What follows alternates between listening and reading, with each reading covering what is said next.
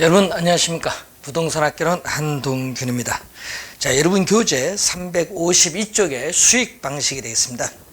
자, 이 수익 방식은 우리가 또 자주 출제가 되고 있는 부분인데 우선 최근에 이 개념이 또 시험에 자주 나오고 있습니다. 자, 우선 수익환원법의 개념부터 한번 살펴보도록 하겠습니다. 자, 이 수익 방식은 우선은 이 어느 정도의 가격으로 우리가 거래되고 있느냐, 이 시장성의 원리, 그리고 또 어느 정도의 비용을 투입을 해서 생산된 재화인가, 비용성의 원리, 그리고 또 하나가 바로 부동산을 이용함으로써 어느 정도의 수익을 얻을 수 있느냐, 이 수익성의 원리죠. 자, 그 중에서도 수익 방식은 이 수익성의 원리에 근거해서 나타나고 있습니다. 자, 이 수익 방식을 소득 접근법이라고도 하죠. 자, 이 수익성의 원리에 따르는 이 수익 방식은 소득 접근법이라고도 하는데 크게 두 가지로 우리가 나누어 볼 수 있습니다. 자, 이 대상 물건의 가액을 구하는 이 수익 환원법이 있고, 이 대상 물건의 임대료를 구하는 수익 분석법, 이렇게 크게 둘로 나누어 볼 수 있는데, 이때 수익환원법에서 구한 대상 물건의 가액을 이 수익 가액이라고 하고, 이 수익분석법에서 구한 임대료를 우리는 수익 임대료라고 합니다. 자, 이때 이 수익환원법은 이 대상 물건으로부터 장래에 산출할 것으로 우리가 기대되는 순수익이나 이 미래의 현금 흐름, 이 미래의 현금 흐름을 환원하거나 할인하는 거죠. 미래의 현금 흐름을 우리가 환원하거나, 이렇게 우리가 하거나 또 할인을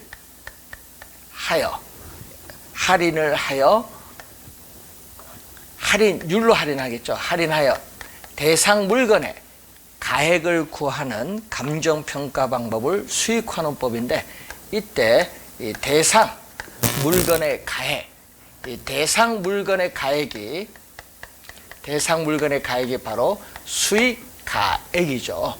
그래서 이 두 가지로 구할 수 있는데, 자, 여러분이 계산 문제와 관련해서는 이 오른쪽보다는 이 왼쪽이 계산 문제를 우리가 계속 출제를 하는 부분이죠. 그래서 13회 시험과 우리가 15-1회 시험, 그리고 24회 시험에서는 이 계산 문제를 이쪽에서 출제를 했죠. 요 수식에서 이 계산 문제, 수익 가액을 구하는 계산 문제를 출제를 했고요. 자, 요 수식에서 요 네모 안에 들어갈 말 순수익 또는 순영업소득 우리 관련해서 구하는 문제 또 18회 시험에 출제를 했고, 자, 그리고 또 요 부분, 이 환원 이율, 요 부분에 또 들어갈 용어, 어떤 용어냐, 요걸 듣는 문제는 또 16회 시험에 출제를 했죠. 이 개념을 우선 자주 출제를 하고 있기 때문에 잘 이해를 해 두셔야 됩니다. 자, 그러면 수익환원법을 구성하는 3요소가 순수익, 환원 이율, 수익 가액을 구하는 이 환원 방법, 이 세 가지인데, 그럼 제일 먼저 우리가 순수익부터 이제 구해 보도록 하겠습니다. 자, 그런데 이 수익환원법은 이 수익을 창출하는 부동산, 이 수익성 부동산에 이 적용이 가능한데, 이 수익성 부동산은 이 광업용 부동산, 공업용 부동산, 상업용 부동산을 기업용 부동산이라고 하고, 이 임대용 부동산 두 가지가 있죠. 이 기업용 부동산, 임대용 부동산 두 가지가 있는데, 이 수익성 부동산에 적용이 가능하다는 거죠. 자, 이 순수익은 영업소득을 의미하는데, 이 순수익은 대상 부동산에 귀속되는 적정한 수익을 말하고요. 연간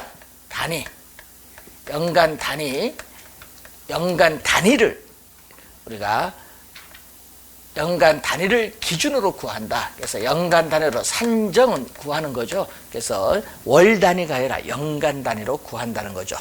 자, 순수익의 개념을 한번 보면은 이 장래 산출할 것으로 기대되는 순수익인데, 장래 산출할 것으로 기대되는 순수익은 우리가 장래 산출할 것으로 기대되는 이 총수익에서 총비용, 운영하는 데 드는 총비용을 공제해 준 것을 순수익인데, 자, 이 수식을 이용을 해서 계산을 했죠. 요 순수익이 요 순수익에 들어가서 계산하는 문제는 이 13회 우리가 시험에 요걸 출제를 했었죠. 13회 시험은 요걸 가지고 순수익 들어가는 문제를 출제했고, 최근에 문제는 이걸 출제하죠. 투자이론에서 배우셨던, 우리는 임대 단위수를 100% 임대됐을 때 얻을 수 있는 최대한의 임대료 수입인 이 가능 조소득 또는 가능 총소득에서 또 뭐를 공실이 생길 수도 있죠. 빈 사무실,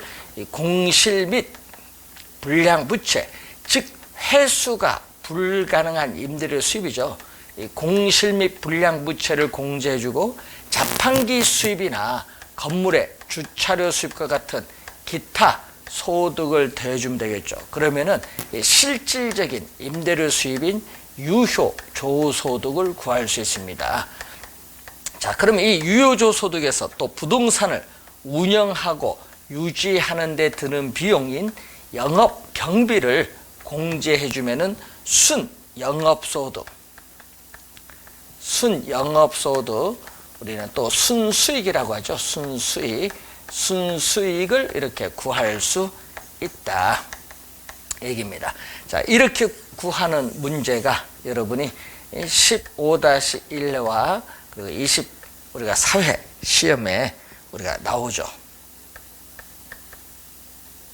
자, 순수익 이런 형태로 구해서 여기 들어가서 우리가 여기 계산하는 유형의 문제, 여러분이 관련해서 순수익 개념 잘 우리가 연결해 두시면 되겠죠. 자, 순수익은 그렇게 보시면 되겠고, 자, 그러면 이 순수익에 있어서의 성격, 이 순수익의 이 성격과 관련해서 장래에 산출할 것으로 기대되는 수익이니까 이 미래의 수익인데, 이 미래의 수익은 예측이 가능해야 됩니다. 그래서 예측의 원칙과 관련이 있고, 또 총수익에서 총비용을 뺀 나머지가 순수익이니까 또 순수익은 자녀 수익의 성격을 가지고 있죠. 자녀 수익, 자녀가 나오면은 우리가 수익 배분의 원칙과 또 관련이 있죠. 자, 이 순수익의 성격은 미래의 수익과 자녀 수익의 성격을 가지고 있다. 이렇게 보시면 되겠고, 자, 이 두 번째가 바로 우리 환원 이율이죠. 환원 이율. 자, 이 환원 이율이 또 여러분이 상당히 중요한 그런 용어입니다. 자, 이 환원 이율이 우리가 또 출제가 예상되는 부분이죠. 그래서 소득접근법에 있어서 특히 이 환원 이율을 결정하는 문제가 상당히 중요하기 때문에 환원 이율이 또 출제가 또 예상되는 또 상당히 중요한 부분입니다. 잘 정리를 해 두셔야 되겠습니다. 자, 우선 환원 이율의 개념을 보시면은, 자, 환원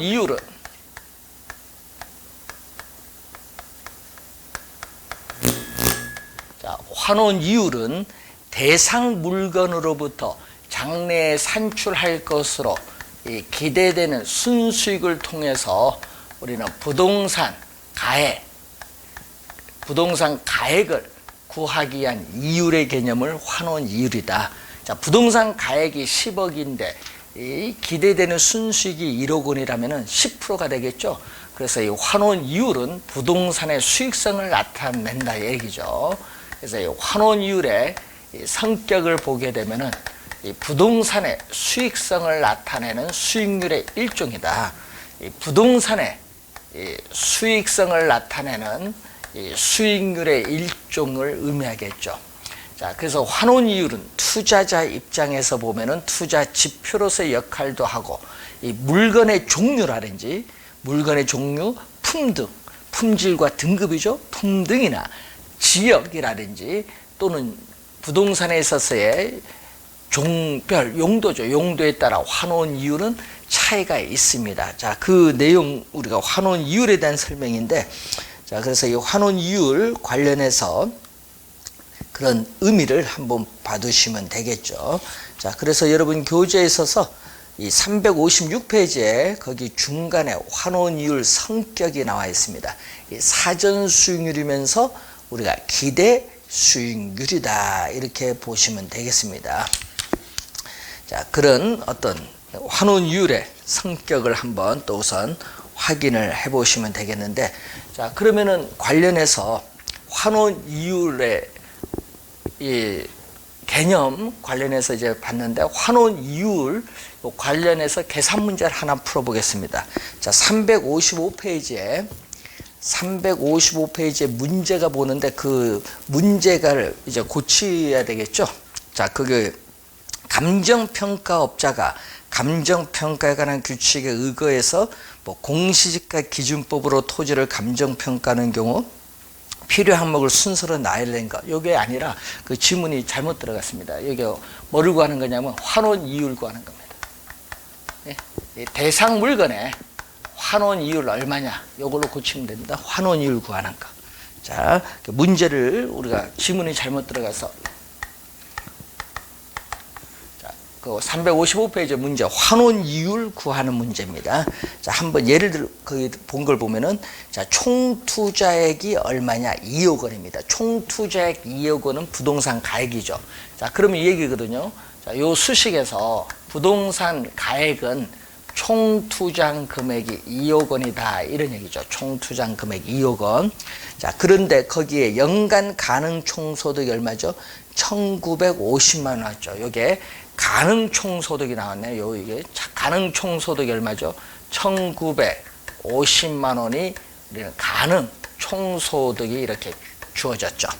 자, 거기 봤더니 또 공실에 따른 손실은 50만 원, 또 기타 소득은 100만 원. 그럼 공실은 지금 여기서 50만 원이 나와 있고 기타 소득은 100만 원이 이렇게 나와 있으니까, 그러면 더해주니까 얼마죠? 우리가 2천만 원이죠. 유효 총소득은 2천만 원이 나와 있어요. 자, 2천만 원에서 거기에 영업경비는 유효 총소득. 자, 영업경비는 유효 총소득의 40%다. 그러면 2천만 원에 40% 0.4 해줬더니 얼마죠? 800만 원이 되겠죠. 이게 바로 영업경비가 되겠고, 영업경비를 공제해주면은 순영업소득은 1,200만 원이 바로 순영업소득이다. 자, 그럼 순영업소득이 얼마? 순수익이 얼마가 나오죠? 지금 1,200만 원이 나오죠. 1,200만 원. 자, 곱하기 퍼센트로 가야 되니까 100을 곱해주니까 몇 프로죠? 우리가 2억 원에 1,200만 원이니까 몇 프로? 6%가 구하고자 하는 환원 이율이죠. 그래서 환원 이율 관련해서 이렇게 구하는 문제 18회 시험에 또 출제를 한 문제죠. 환원 이율에 대한 개념을 계산 문제로 묻는 문제를 하나 출제를 했습니다. 자, 그럼 356페이지에 맨 위에 보면은 구조가 나오죠. 자, 이 환원 이율의 구조를 보면은 환원 이율은 투자한 자본으로부터 얻는 수익, 자본 수익률에다가 부동산 사용에 따르는 감가상각분을 회수를 하겠죠. 그래서 이 자본 회수율을 더해주면 되겠습니다. 자, 이 수식을 또 9회 시험에 출제를 했고, 또 이 네모 안에 어떤 말이 들어가느냐, 이 내용은 또 14회 시험에 출제를 했습니다. 자, 그러면은 이 자본 수익률은 투자한 자본으로부터 미래에 얻는 수익을 현재의 가치로 할인을 해야 되기 때문에 할인율의 개념으로서, 그리고 자본 회수율은 미래의 부동산 사용에 따르는 감가상각분을 자본을 회수해야 되기 때문에 감가상각률의 개념으로 나타나죠. 자, 환원 이율의 구조를 본 거고, 자, 환원 이율의 종류가 나오겠죠. 자, 우선 종류를 보게 되면 세 가지가 이제 나오는데, 한 개의 물건에 대해서 적용되는 개별 환원 이율. 자, 예를 들면은 토지 환원 이율, 건물 환원 이율이 있고, 토지, 건물 2개 이상의 물건에 대해서 적용되는 종합 환원 이율의 개념이 있습니다.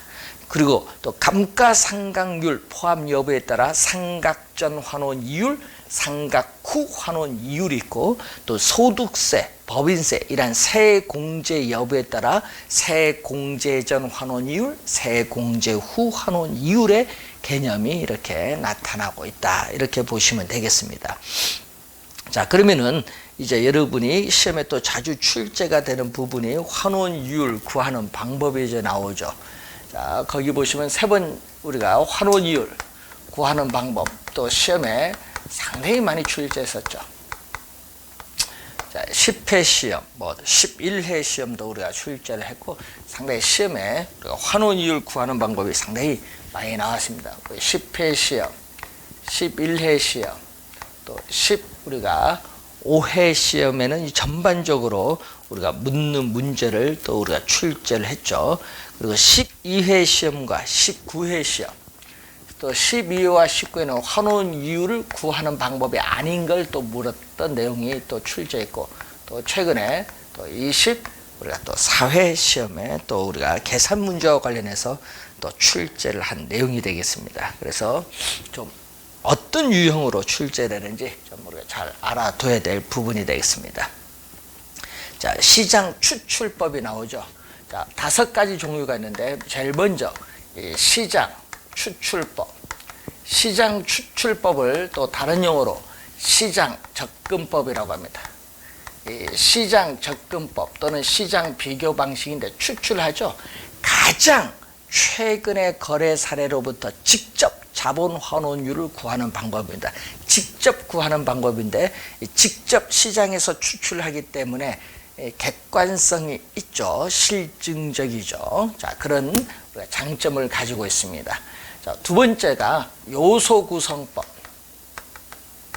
또는 조성법이라고 하죠. 자, 요소 구성법, 조성법 두 번째는 자, 그러면 환원 이율은 자, 요소 구성법에 의한 이 환원 이율은 이 순수 이율의 위험률을 우리가 가산한 율로 한다. 이런 얘기죠. 자, 이때 순수 이율은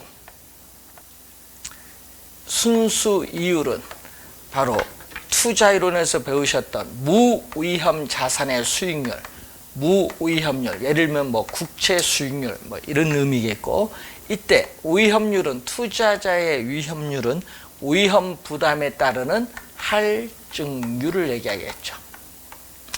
자, 이때 위험률을 구성하는 요소는 크게 4가지로 있습니다. 이 투자에 따르는 위험성, 그리고 비유동성,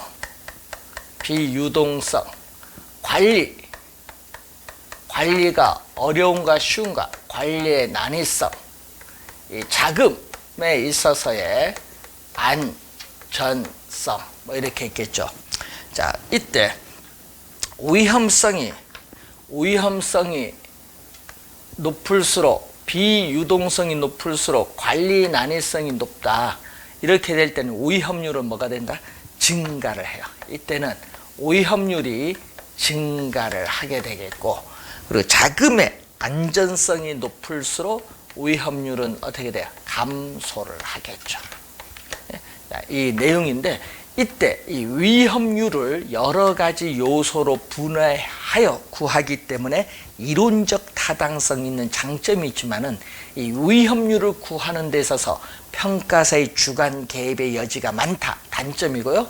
또 요 두 수식에 대부비율 용어가 없어요. 즉 금융기관에 부동산을 담보로 대출받는 이 저당금융이 환원 이율에 미치는 영향을 반영하고 있지 못하고 있다는 단점을 가지고 있습니다. 자, 요소 구성법에 대한 내용이고, 세 번째가 투자 결합법이죠. 자, 투자 결합법은 2가지가 있습니다.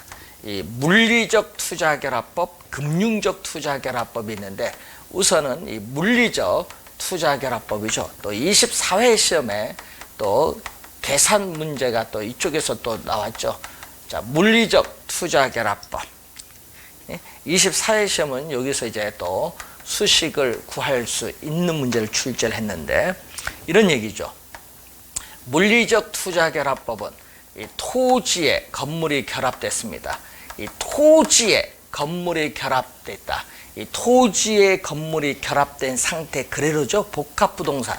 토지와 건물이 결합된 상태에 있는 그래로의 부동산이 복합부동산인데, 이 복합부동산의 순수익, 순영업소득입니다. 이 복합부동산의 순수익, 순영업소득인데, 이 순수익을 창출하는 부동산의 능력이 토지와 건물이 서로 다르며, 이것은 토지, 건물 순수익은 분리될 수 있다는 가정에 근거하여 구하는 방법을 물리적 투자 결합법입니다. 그래서 토지, 건물 두 개 이상의 물건에 대해서 적용되는 이 종합 환원 이율은, 자, 토지와 건물을 분리할 수 있다. 그럼 토지, 건물 분리합니다. 자, 토지의 수익성을 나타내는 토지의 환원 이율, 또 건물의 수익성을 나타내는 이 건물의 또 환원 이율이 되겠죠. 그래서 이 토지 환원 이율과 건물 환원 이율은 서로 다릅니다. 자, 예를 들어서 토지 환원 이율이 5%다. 예?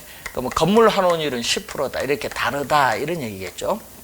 자, 그러면은 이때 여기에 가중치죠. 이렇게 토지 부분, 건물 부분을 이렇게 구분을 했는데, 자, 여기에는 가중치가 들어가야죠. 전체 부동산 가격에서 토지 가격이 차지하는 비율, 이 토지 가격 구성비가 들어가고, 여기는 전체 부동산 가격에서 건물 가격이 차지하는 비율, 건물 가격 구성비가 들어가는 거죠. 자, 전체 부동산 가격에서 토지 가격이 차지하는 비율, 전체 부동산 가격에서 건물 가격이 차지하는 비율, 이렇게 들어가죠. 자, 그러면 얼마죠? 자, 토지 가격과 건물 가격이, 예를 들어서 토지 가격과 건물 가격의 비율이 60%대 뭐 40%다 이렇게 주어지면은 얼마가 되죠? 여기는 전체 100%에서 몇 프로? 60%가 차지하고, 여기는 전체 100%에서 건물은 40%가 차지하겠죠. 자, 그럼 여기에 10분의 6, 0.6개 5를 곱해주니까 3%가 되고, 여기는 10분의 4, 0.4에 10% 곱해주니까 4%죠. 더해주니까 환원 이율은 7%가 되겠습니다. 자, 이런 유형의 내용이죠. 그래서 또 우선 확인을 또 해두실 필요가 있다, 이렇게 보시면 되겠습니다. 자, 그리고 이제 금융적 투자결합법이 있죠. 이 금융적 투자결합법은 이 요소구성법에 있어서의 위험률을 구하는 데 있어서 평가세의 주관성이 많이 개입된다, 이 단점을 보완하고, 물리적 투자결합법에서 토지, 건물, 순수익 분리될 수 있다, 분리되기 어려운데 분리될 수 있다는 가정에 근거하죠. 그러한 물리적 투자결합법이 가진 이론적 결함을 보완해서 나타난 게 두 번째 금융적 투자결합법입니다. 금융적 투자결합법. 금융적 우리가 투자 결합법이 나타나죠. 자, 금융적 투자 결합법은 금융, 자금을 융통받았다, 금융기관에. 그래서 저당 금융이 환원 이율에 미치는 영향을 반영하고 있다는 장점을 가져요. 자, 그러면 환원 이율은 이 부동산을 취득하는데 총 투자한 자본, 이 부동산 가격에는 자기 자본도 있지만 타인 자본도 있습니다. 그래서 자기 자본, 타인 자본으로 분리를 하는데, 이 금융적 투자결합법에서 이 지분 투자자의 요구 수익률과 저당 투자자의 요구 수익률이 서로 다르다는 전제하에, 자, 서로 다르다고 착안을 하면서 투자한 자본을 이 금융적 측면에서 구분하는 방법입니다. 그래서 금융적 측면에서 구분하는데, 이 지분 투자자의 요구 수익률을 지분 환원율이라고 합니다. 이 지분 투자자의 요구 수익률은 지분 환원율, 이 지분 환원율을 다른 말로 자기 자본 환원이율인데, 이 자기 자본 환원이율인 지분 환원율이죠. 이것을 우리는 한 해의 소득을 기준으로 계산하는 지분 배당률, 지분 배당률은 뭐 세전 수익률이죠. 자, 요거고, 또 저당 투자자의 요구 수익률을 저당 환원율이라고 하죠. 자, 저당 투자자의 요구 수익률, 저당 투자자의 요구 수익률을 저당 환원율, 이것을 타인 자본 환원율이다. 저당 투자자의 요구 수익률을 저당 환원율, 타인 자본 환원율인데 이것은 카즈딘이라는 학자는 저당 상수로 봅니다. 자, 그러면은 이 지분 투자자의 요구 수익률과 저당 투자자의 요구 수익률, 요 두 개가 서로 또 다르다는 얘기죠.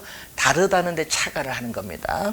자, 여기다가 가중치가 들어가죠. 가중치.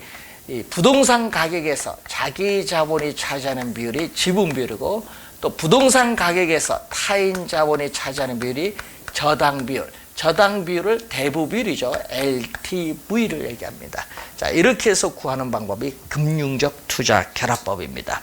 자, 그러면 이러한 금융적 투자 결합법을 좀 더 개량을 해서 나타난 방법이 이제 네 번째 나오는 엘우드법이죠. 엘우드법. 그래서 엘우드법은 이 지분 투자자 입장에서 지분 수익률을 강조합니다. 종합 수익률이 아니라, 여러분, 종합 수익률을 총 투자 수익률을 강조하는 것이 아니라 이 지분 수익률을 강조하면서 지분 수익의 극대화를 추구하죠. 지분 수익은 세전 현금 수지죠. 지분 수익은 세전 현금 수지인데, 이러한 지분 수익의 극대화를 추구하는 게 엘우드법입니다. 그래서 엘우드법은 우선은 환원 이율에, 이 환원 이율에 영향을 미치는 요소가 세 가지가 있죠. 뭐가 있냐면은 우리가 보유 기간 동안에 어떻게 되냐? 보유 기간 동안에 있어서 매 기간마다의 현금 수지와 어떻게 돼요? 현금 수지와 현금 지출이 있거든요. 그래서 이 전형적인 보유 기간을 가정하는데, 이 전형적인 보유 기간은 단기간 보유하는 거죠. 그러니까 단기간 보유하다가 처분하기 때문에 이 매 기간마다의 현금 수입과 지출, 그리고 또 매 기간마다 원금 이자를 상환해 나감으로써 기간 말에 어떻게 돼요? 자기 자본에 있어서 지분 가치가 상승하는데, 이것을 지분 형성분이라고 하죠. 지분 형성분. 또 기간 말 부동산 가치 상승분 또는 하락분, 이 세 가지가 환원 이율에 영향을 미치고 있다, 이런 얘기죠. 그래서 전형적인 보유 기간, 또 전형적인 우리가 저당 조건을 강조하는데, 전형적인 저당 조건은 자기 자본만 있는 것이 아니라 부동산을 취득하는데 타인 자본을 반드시 조달한다는 얘기죠. 저당 부동산을 담보로 해서 금융기관으로부터 대출 받아야 되니까 이 타인 자본을 반드시 이용을 해야 된다는 거죠. 그래서 여러분이 타인 자본 반드시 이용해야 된다, 주의해 두시고, 그럼 부동산 가치는 엘우드법에서의 부동산에 있어서의 가치는 이 지분에 있어서의 가치, 저당은 타인 자본이죠. 이 저당 가치를 대주는데, 이 부동산 가치를 구하기 위한 환원 대상 소득. 자, 부동산 가치를 구하기 위한 환원 대상 소득으로서는 세전 현금 수지를 이용하죠. 자, 환원 대상 소득으로서는 이 세전 현금 수지를 가지고 우리는 부동산 가치를 구합니다. 이때 세는 바로 소득세를 의미하겠죠. 대표적으로 세금은 바로 소득세를 의미하는 그러한 개념인데, 이 세금이 세전 현금 수지를 가지고 부동산 가치를 구하기 때문에 이 세금이 부동산 가치에 미치는 영향, 이 세금이 부동산 가치에 미치는 영향을 반영하지 못한다는 우리가 단점은 가지고 있습니다. 자, 이렇게 구하는 게 바로 엘우드법에 대한 내용이 되겠죠. 자, 이 지분 투자자 입장에서 환원이율을 구하는 걸 비판하면서 이 대출자인 저당 투자자 입장에서 구하는 방법이 부채 감당법이죠. 이걸 개텔법이라고도 하죠. 자, 이 부채 감당법은 누구 입장에서 우리가 구하냐면은 이 저당 투자자, 대출자 입장에서 구합니다. 이 저당 투자자, 대출자 입장에서 구한다. 자, 저당 투자자, 대출자 입장에서 환원 이율을 구하는 방법이 부채 감당법, 개텔법이다. 자, 그래서 환원 이율은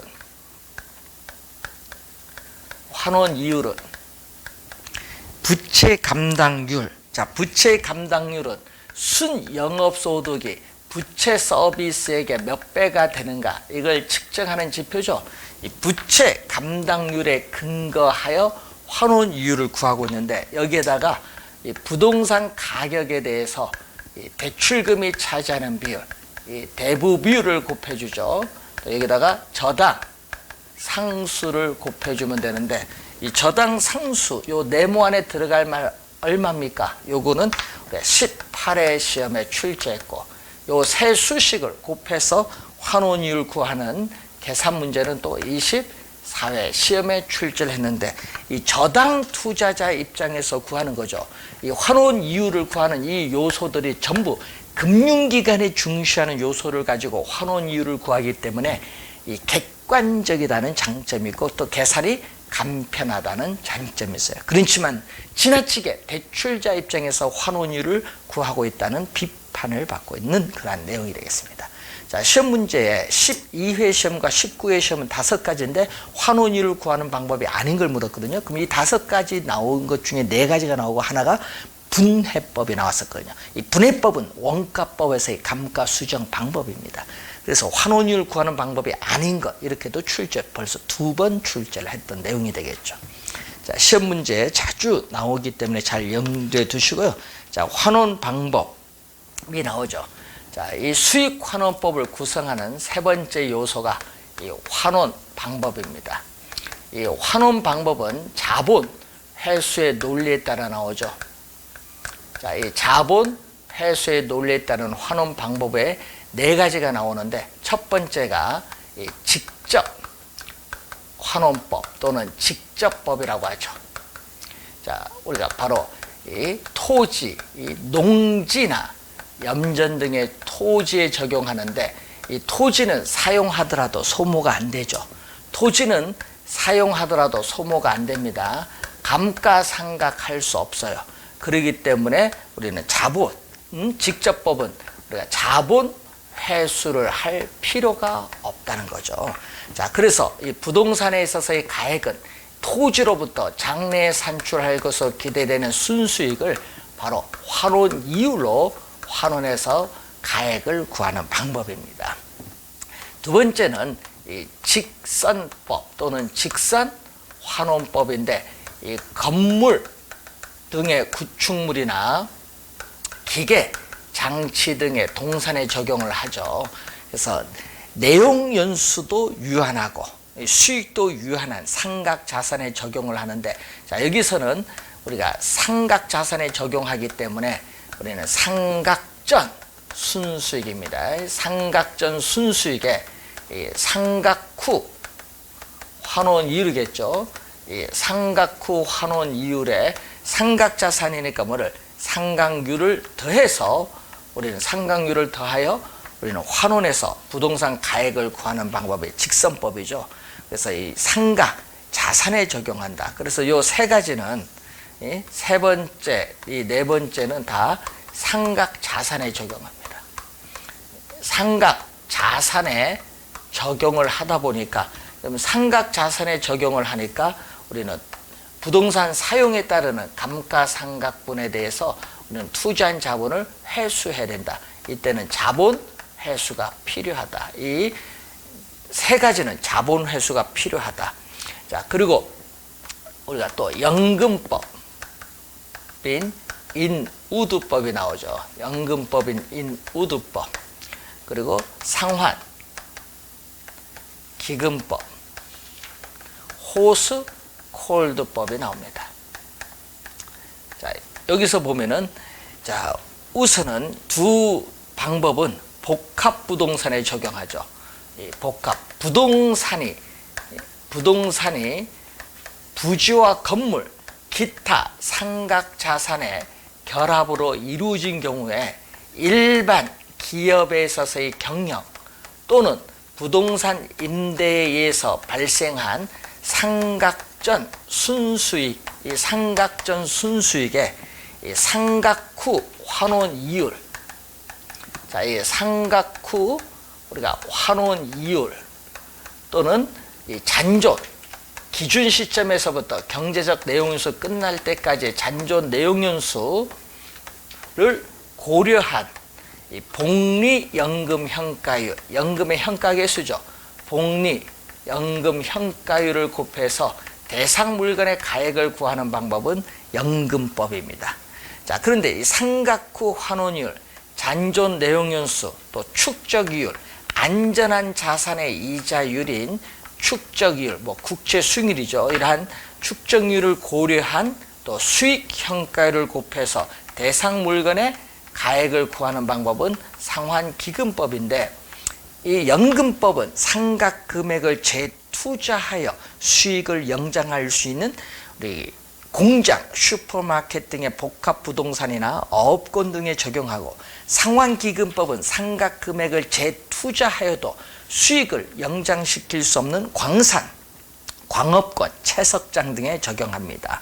자, 그리고 연금법은 매년 회수되는 상각액을 매년의 환원율과 동일한 이율로 이자를 발생시킨다고 보고, 우리가 일종의 이율을 사용하지만은 상환기금법은 매년 회수되는 상각액을 매년의 환원율과 다른 축적 이율로 이자를 발생한다고 보고, R과 I 두 종의 이율을 사용하고 있다. 이렇게 보시면 되겠네요. 자, 관련해서 환원 방법 기본적 개념 봤는데, 자, 환원 이율이 중요하다. 이렇게 보시면 되겠습니다. 자, 이렇게 해서 수익, 우리가 환원법에 대한 설명을 마치고 363페이지에 수익 분석법이 나오죠.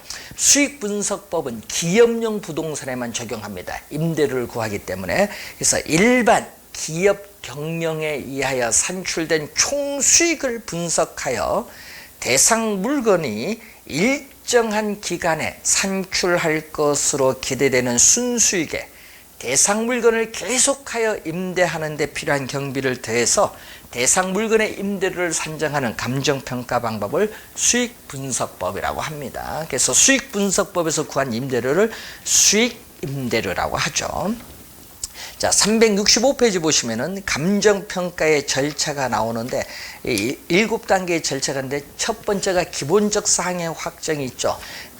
대상 물건의 확정, 그리고 감정평가의 목적, 기준 시점 이런 게 확정하는데, 거기에 기준 시점 366페이지 보시면은 그 니은의 기준 시점이 나오죠.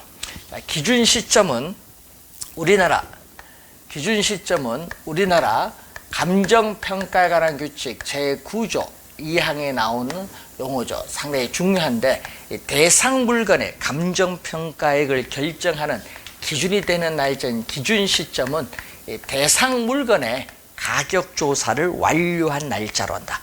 대상 물건의 가격 조사를 완료한 날짜로 한다.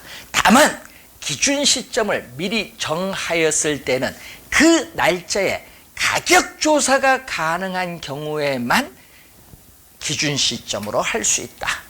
중요하죠. 자, 그리고 또 평가 시점이 거기서 또 위에서 한 7번째 나오죠. 평가 대상 물건의 사실상의 조사 일자가 평가 시점인데, 자, 이 기준 시점과 평가 시점은 일반적으로 일치합니다. 그런데 항상 일치한 건 아니죠. 이 소급 평가나 미래로 가는 미래의 감정평가인 기한부 평가인 경우에는 이 평가 시점과 기준 시점은 다르게 나타납니다. 그 내용을 한번 확인해 두시고, 기준 시점 하나 또 우리 용어 기억을 좀 해 두시면 되겠습니다. 자, 그리고 여러분이 거기에 물건별 감정평가 370페이지에 가서 물건별 감정평가 제14조 1항 봅니다. 자, 감정평가업자는 토지를 감정평가할 때에 공시지가 기준법을 적용해야 한다. 이 지문 작년에 또 출제를 26회 시험에 또 했던 내용이 되겠고요. 자, 그리고 371페이지에 이 건물이 나오죠. 건물. 자, 이 건물이 나옵니다. 이 건물 작년, 재작년 또 2년 연속 출제를 또 했거든요. 이 건물 그리고 우리가 20조에 보시면은 20조 2항이 건설기계, 3항이 선박이죠. 20조 3항을 보면은 이 감정평가업자는 선박을 감정평가할 때에 선체, 기관, 의장별로 구분하여 감정평가하되 각각 원가법을 적용을 하여야 한다. 원가법이죠. 자, 그리고 4항의 항공기입니다. 자, 요거 주의해야 되는데, 건물은 어떻게 돼? 거래사례비교법이 아니라 원가법. 이 주된 평가 방법은 원가법이라는 걸 꼭 명심을 해야 되겠고, 자, 주의해야 될 건 이게 또 뭐겠냐? 자동차가 없죠. 자, 20조 1항을 보면은 20조 거기 1항 보면 자동차는 원가법이 아닙니다. 자동차는 뭐죠? 거래사례비교법이 주된 감정평가 방법입니다. 거래사례비교법이다. 주된 평가 방법은 거래사례비교법. 자동차, 그리고 또 자동차 우리가 21조에 보면 동산, 18조에 보면 과수원, 이런 것은 전부 어떻게 거래사례비교법입니다. 자, 그리고 무형자산, 영업권, 특허권, 상표권, 디자인권, 실용신앙권, 전용측성 이용권 같은 이 무형자산이라든지 또 광업재라든지 이 기업 가치에 있어서의 평가, 요거 무형자산도 작년에 또 출제했었죠. 이것은 수익 환원법이 주된 평가 방법이다. 자, 우선 주된 평가 방법에서 특히 이 빨간 칠한 부분을 좀 우리가 기억을 해 두셔야 되는데, 그래서 특히 이 물건별 평가가 가끔 우리가 시험에 나오는데 작년, 재작년 2년 연속 출제를 했었죠. 그래서 올해는 출제하기는 좀 그런데, 그래서 별표 2개 정도에서 한번 확인은 좀 해 두셔야 되겠습니다. 자, 요것 외에 16조를 보면은 토지와 건물의 일괄 감정 평가가 나오고 있습니다. 자, 그래서 372페이지에 맨 위에 16조가 나오죠. 자, 감정평가업자는 집합 건물의 소유 및 관리에 관한 법률에 따른 구분 소유권의 대상이 되는 건물 부분과 그 대지 사용권을 일괄하여 감정평가하는 경우 거래사례비교법을 적용하여야 한다. 거래사례비교법입니다. 작년에도 출제했는데 원가법으로 출제를 많이 합니다. 주의해 두셔야 되겠습니다. 거래사례비교법이란 거. 자, 17조 살림도 한 3번 나왔죠. 1항 볼까요? 감정평가업자는 살림을 감정평가할 때에 산지와 임목을 구분하여 감정평가하여야 한다. 이 경우 임목은 거래사례비교법을 적용하되 소경목림인 경우에는 원가법을 적용할 수 있다. 자, 2항을 보면은 감정평가업자는 산지와 임목을 일괄하여 감정평가할 때에 어떻게 돼요? 거래사례비교법을 적용하여야 한다. 자, 그 다음에 이제 여러분이 그런 내용, 그 그 관련해서 2조 봅니다. 22조 보시면은 임대료의 감정평가가 나오죠. 감정평가업자는 임대료를 감정평가할 때에 임대사례비교법을 적용하여야 한다. 작년에 적산법으로 출제했어요. 정답 지문했습니다. 작년에 임대사례비교법입니다. 자, 그리고 25조 갑니다. 374페이지에. 자, 소음 감정평가업자는 소음, 진동, 일조 침해 또는 환경오염 등으로 대상 물건에 직접적 또는 간접적인 피해가 발생하여 대상 물건의 가치가 하락한 경우 그 가치 하락분을 감정평가할 때에 소음 등이 발생하기 전에 대상 물건의 가액 및 원상 회복 비용 등을 고려하여야 한다. 자, 시험 문제는요, 대상 물건의 가액은 고려하여야 하나 원상 회복 비용 등은 고려할 필요가 없다. 이렇게 출제를 많이 하거든요. 그래서 좀 주의를 좀 우선 해 두시면 되겠습니다. 자, 이렇게 해서 물건별 평가 중요 조문을 봤는데 작년, 재작년 2년 또 연속 출제를 했었거든요. 그래서 한번 보시고 이제 시험에 또 우리가 매년 또 출제되는 부동산 가격 공시제도 376페이지에 나오는데 이 부분은 잠시 쉬고 설명을 하도록 하겠습니다.